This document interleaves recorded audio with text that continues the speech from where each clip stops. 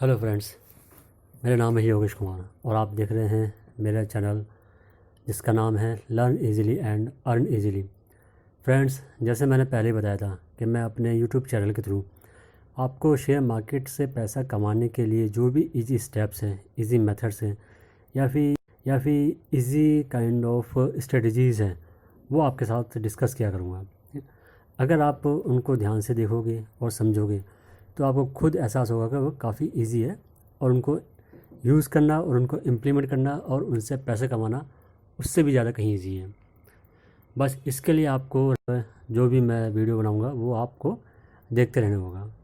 अपनी last video में मैंने आपको मूविंग एवरेज के बारे में बताया था और उसके कुछ एग्जाम्पल भी दिखाए थे। आज की इस वीडियो में भी मैं आपको मूविंग एवरेज के कुछ और नए एग्जाम्पल दिखाऊंगा, जिसमें मैं आपको दिखाऊंगा कि हम किस तरीके से मूविंग एवरेज का यूज़ करके पैसा कमा सकते हैं। ओके फ्रेंड्स, देखिए मैं आपको कुछ एग्जांपल दिखाता हूँ। इसके लिए मैंने कुछ एग्जांपल आप लोगों को दिखाने के लिए पहले से ही सेव करे हुए हैं। अब उन्हीं एग्जांपल को हम एक एक करके देखेंगे। देखिए सबसे पहले ये दिखाता हूँ। इसमें आप देखिए ये मदरसन सुमी का डेली चार्ट है, मीन्स एक कैंडल एक दिन की का डेली चार्ट है, मीन्स एक कैंडल एक दिन की है। ओके, और इसके अंदर मैंने दो मूविंग एवरेज लगाई हुई है, एक 100 डेज़ की है ग्रीन वाली और एक 200 डेज़ की है पिंक वाली। ठीक है, तो आप देख रहे हो जैसे ये ग्रीन वाली जो कि 100 डेज़ की है, जब ये ऊपर से नीचे की तरफ आई और इसने 200 डेज़ वाले को नीचे की तरफ क्रॉस किया, तो वहाँ पे शेयर्स किस तरीके से नीचे आया। ठीक है, फिर वापस जब ये ऊपर गई, ठीक है, तो आप देख रहे हो 100 डेज़ के आसपास वो काफ़ी टाइम तक इसने टाइम पास आउट किया। ठीक है, यहाँ पे एक बेस बन रहा था और ऊपर जाने के बाद जैसे ही इसने 200 डेज़ क्रॉस किया तो एक शार्प मूवमेंट आ गई। तो जिस दिन मैंने रिकॉर्ड किया था उसमें 120 का रेट था।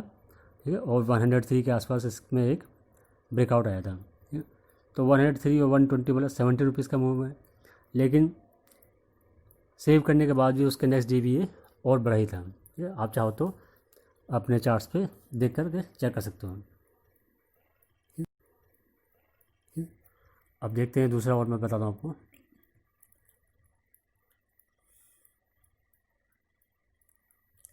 रिलायंस में भी देखिए ये भी डेली चार्ट है, ग्रीन वाली 100 डेज़ की है और पिंक वाली 200 डेज़ की।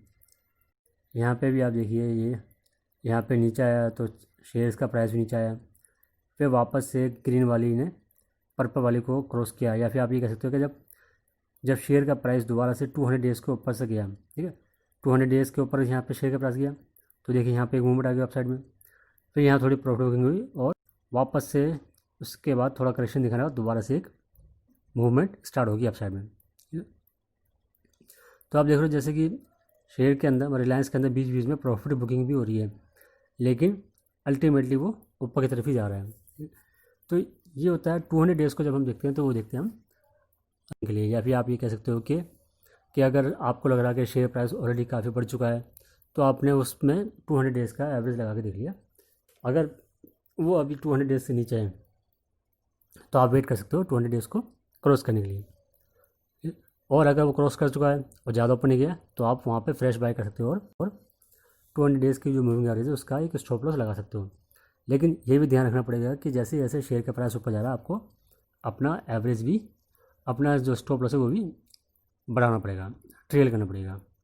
ठीक, एक और एग्जांपल दिखाता हूँ मैं आपको। जैसे हो गया अशोक लेलैंड, ये देखिए पिंक वाली 200 डेज़ की है, तो ये आप ये देखिए 200 डेज़ को इसने अशोक लेलैंड ने यहाँ पे क्रॉस कर दिया। हालांकि उसके नेक्स्ट डे वाली जो कैंडल बनी है वो एक वीक कैंडल बनी है, लेकिन फिर भी वो 200 डेज़ के ऊपर ही है। अब देखिए इसके बाद क्या होगा कि या तो ये शेयर का प्राइस बेस बनाएगा और 200 डेज से ऊपर ही मूव करते रहेगा और एक ट्रेंड पकड़ लेगा अपसाइड। लेकिन अगर अपसाइड मूवमेंट नहीं पकड़ पाता तो हो सकता है यहाँ पे फिर प्रॉफिट बुकिंग हो और वो नीचे आ जाए। ये तो हमें जब आगे के दिनों में पता चलेगा। फिलहाल इसका चार्ट सेव किया था उस दिन ये 200 डेज से ऊपर ही था।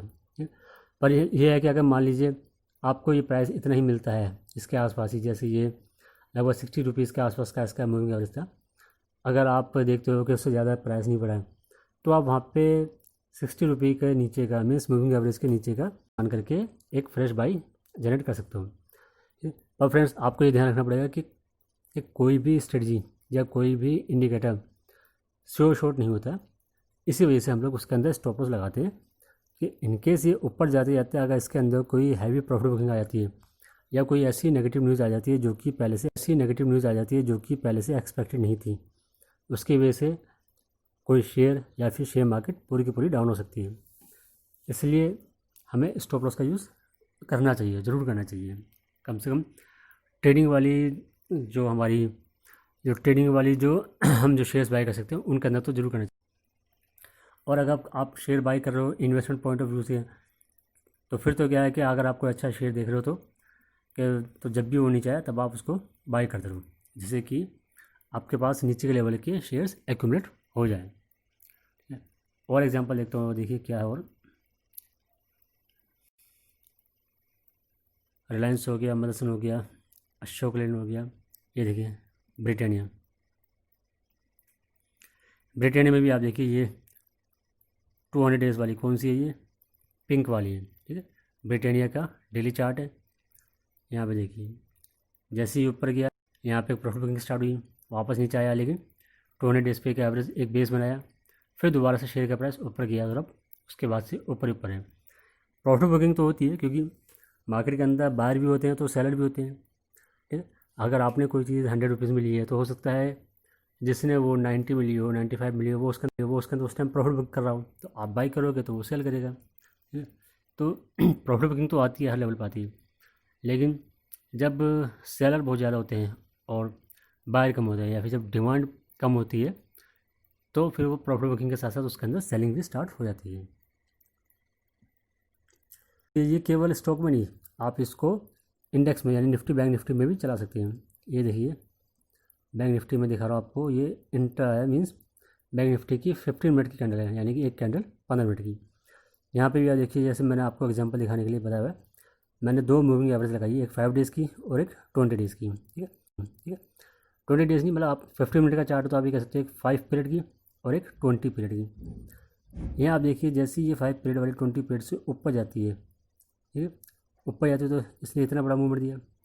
उसके बाद प्रॉफिट बुकिंग होती है, फिर यहाँ घूमती रहती है, लेकिन फिर अल्टीमेटली ऊपर ही ऊपर है। आप और एग्जांपल लिखिए, जिस तरीके से अभी आपने देखे थे उसी तरह से मैं आपको और एग्जांपल दिखाता हूँ। ये देखिए एक ये मैं ओपन कर रहा हूँ चार्ट आपके लिए। ये मैंने LNT का चार्ट सेव किया है 30 मिनट्स का, यानी कि एक कैंडल 30 मिनट की है, जिसके अंदर मैंने 2 मूविंग एवरेज लगाई है, एक 5 पीरियड की एवरेज लगाई है, एक 5 पीरियड की ग्रीन वाली 5 पीरियड की और 20 वाली ये पिंक कलर की है 20 पीरियड की। यहाँ आप देखिए ये ग्रीन वाली ने पिंक वाली को ऊपर की तरफ क्रॉस किया, ठीक है, इसको जिसको हम बोलते हैं क्रॉस ओवर। उसके बाद शेयर का प्राइस ऊपर गया, फिर नीचे क्रॉस किया तो नीचे, और यहाँ देखिए यहाँ पे वापस ऊपर क्रॉस किया तो कितना ऊपर गया। ठीक है, देखिए ये तो आपने चार्ट्स में देख लिया कि जरूरी नहीं है कि हर बार मूव हमें बड़ा ही मिले, हमें कई बार छोटे मूव भी मिल जाते हैं और कई बार ऐसे भी होता है कि वो कुछ खास मूव नहीं मिलता और वापस अपोजिट डायरेक्शन में जाना स्टार्ट हो जाता है। तो जैसे मैंने पहले भी बदला है, इन्हीं सब चीज़ों से बचने के लिए हम लोगों को रिस्क मैनेजमेंट करना पड़ता है। रिस्क मैनेजमेंट के अंदर ही ये सब आता है कि हमें पोजीशन कितनी बनानी है या कितने अमाउंट की पोजीशन लेनी है हर बार, और हमारा स्टॉप लॉस कितना रहेगा। तो बिना स्टॉप लॉस के अगर आप काम करोगे या बिना एक प्रॉपर रिस्क मैनेज के काम करोगे तो चाहे आपके पास कितनी ही बढ़िया स्ट्रेटजी क्यों ना हो, आप उस स्ट्रेटजी से पैसा नहीं कमा पाओगे। क्योंकि होगा क्या कि आपका जो सौदा प्रॉफिट वाला होगा उसमें तो हो सकता है आप प्रॉफिट कमा लो जल्दी से, लेकिन जो सौदा लॉस वाला होगा उसमें आपका लॉस बहुत ज़्यादा बढ़ सकता है। तो इसी वजह से मैं आपको बार बार बोल रहा हूँ कि स्टॉप लॉस का यूज़ ज़रूर करना है। और केवल मैं ही नहीं, अगर आप और भी टेक्निकल एनालिसिस को अगर आप सुन लोगे, टेक्निकल एनालिस्ट जो कि आजकल न्यूज़ चैनल में काफ़ी आते हैं, उनको आप सुनोगे तो वो भी जब भी कोई शेयर रिकमेंड करते हैं बाइंग के लिए या सेलिंग के लिए तो एक स्टॉप लॉस का प्राइस ज़रूर बताते हैं। क्योंकि वो भी ये मानते हैं कि चार्ट्स चाहे अभी कुछ भी बता रहा हूँ, लेकिन ऑल ऑफ सडन जो न्यूज़ आ सकती है जिसके बारे में पहले से नहीं पता होता, या फिर क्या पता कोई शेयर नीचे आ रहा है लेकिन नीचे ही कोई बहुत बड़ा बायर बैठा हुआ है उसको बाई करने के लिए, जो पहले से नहीं पता, ठीक है। तो अगर उसने बाइंग स्टार्ट कर ली तो वो शेयर नीचे आता था वापस ऊपर जाना स्टार्ट हो जाएगा। तो उस केस में भी हमारे पास अगर हमने सेलिंग पोजीशन बनाई तो एक स्टॉप लॉस ज़रूर होना चाहिए, ठीक है। ये एल&टी देख लिया आपने, और देखिए मदरसन सुमी, ये मदरसन सुमी का इंट्राडे चार्ट है 50 मिनट का। देखिए इंट्राडे चार्ट क्या होता है, जब एक कैंडल एक दिन की होती है तो हम उसको बोलते हैं डेली कैंडल चार्ट, ठीक है।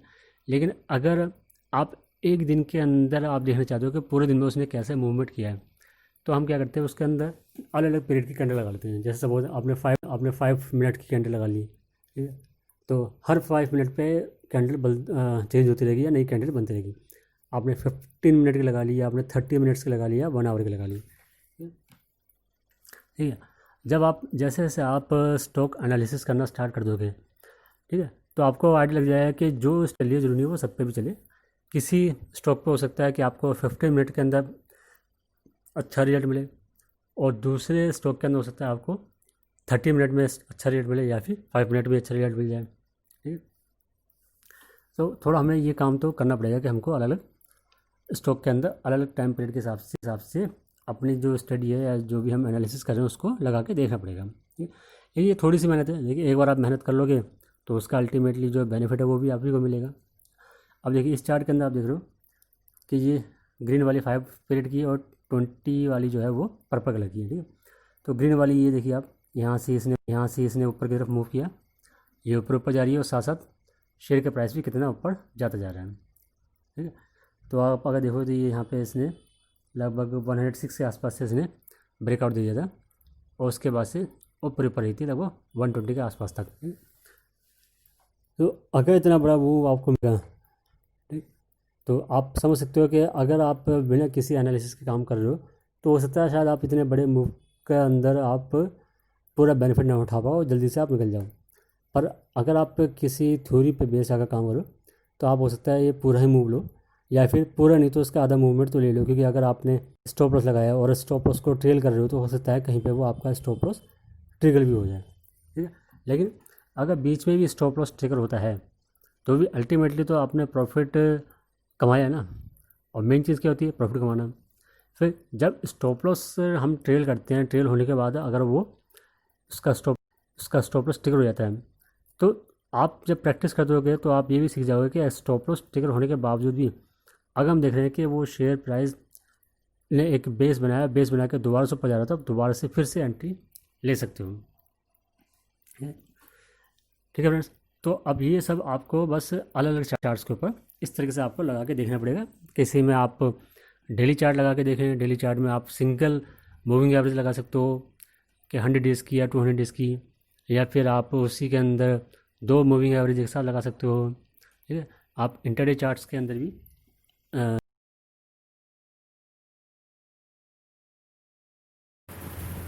तो देखा दोस्तों आपने, मैंने आपके सामने जो कुछ एग्जांपल जो रिप्रेजेंट किए हैं मूविंग एवरेज के, उसमें आपने देखा कि किस तरीके से हमें एक ब्रेकआउट मिलता है ऊपर की तरफ या फिर नीचे की तरफ। ये केवल ऐसा नहीं है कि केवल यही एग्जांपल है, इसके अलावा मैं और भी बहुत सारे एग्जांपल आपको दिखा सकता हूँ, लेकिन क्या है कि छोटी वीडियो बनानी होती है कि ताकि आप लोग उस पूरी वीडियो को देखें, इस वजह से कम टाइम पीरियड के अंदर जितना मैं दिखा सकता हूँ वो मैंने दिखा दिया। लेकिन आप प्रैक्टिस कीजिए उन चीज़ों को जो मैंने बताया, उन चीज़ों को ध्यान में रखते हुए प्रैक्टिस कीजिए, और अलग अलग स्टॉक्स के चार्ट के ऊपर, अलग अलग टाइम पीरियड के ऊपर आप अलग अलग मूविंग एवरेज लगा के देखिए। वहाँ से आपको काफ़ी कुछ खुद से भी सीखने को मिलेगा। और यही नहीं, जो चार्ट्स मैंने दिखाए उन चार्ट्स का बाद में भी लाइव मार्केट के अंदर भी रेट देख सकते हो कि वो रेट अब क्या चल रहा है, क्या उसके अंदर कोई मूवमेंट आई या नहीं आई, ठीक है। देखिए मैं ये नहीं कह रहा कि अगर मैं आपको अगर 10 चार्ट बताऊंगा या 10 शेयर के बारे में बताऊंगा तो सबके अंदर ही मूवमेंट आएगी, लेकिन उनमें से मैक्सिमम के साथ वो मूवमेंट आएगी जो वो चार्ट आपको एनालाइज करने के बाद पता चलेगा।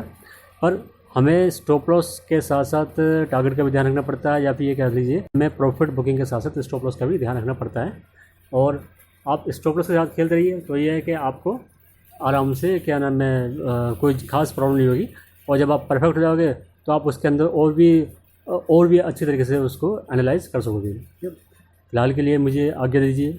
मैं आपके लिए और इसी तरह के नए नए वीडियोस लाता रहूँगा, जिसके अंदर मैं आपको इजी एंड सिंपल मेथड्स के साथ आपको चीज़ें सिखाऊंगा, जिससे कि आप शेयर मार्केट को अच्छी तरीके से समझ सको, उसके अंदर ट्रेडिंग इजीली कर सको।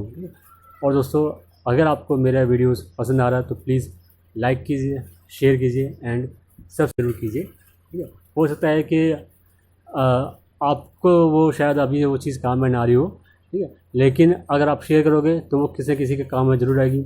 हो सकता है कुछ लोग, कुछ ऐसे हमारे फ्रेंड्स जो कि डेली बेसिस पे शेयर मार्केट के अंदर जिनको लॉस हो रहा हो, उनका कुछ भला हो जाए। ठीक है, तो वो भला चाहे वो मेरे थ्रू हो या आपके थ्रू हो, भला होगा अपना लोगों का। तो अल्टीमेटली क्या है कि सबका विश्वास बढ़ेगा शेयर मार्केट के अंदर, और लोग अच्छी तरीके से ट्रेडिंग कर पाएंगे और एक दूसरे को सिखा भी पाएंगे। तो once again please like, share and subscribe.